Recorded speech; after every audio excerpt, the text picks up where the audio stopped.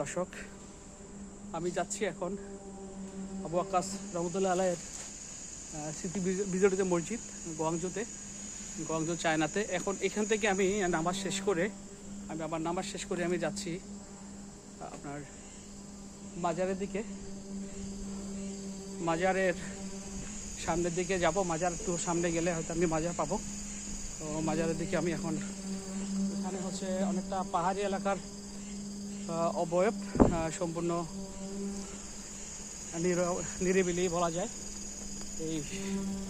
এই জায়গাটা অনেক সুন্দর এবং অনেক নিরিবিলি। আসসালামু আলাইকুম। দুজন মুসলিম ভাই সম্ভবত ওখান থেকে মাজার থেকে আসছে, তাদের সাথে পরিচয় হয়।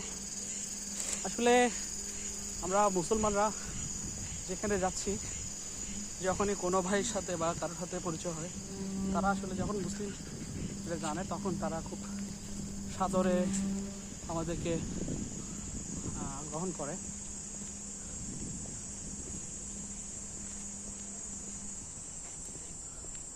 সম্ভবত ওইটাই মাজার। Brother, mazar is over there. Abu Akkas রহমতুল্লাহ আলাই মাজার নো। সম্ভবত ওই দিকে যাচ্ছি আমি। ওখানে কয়েকজন লোকজন দেখা যাচ্ছে, আমিও যাই। পরন্ত বিকেলের সুন্দর এক মুহূর্ত। আমি এই মুহূর্তে যাব নর্থ গেট, সাউথ গেট। ওখানে মানুষজন যাচ্ছে। এখানে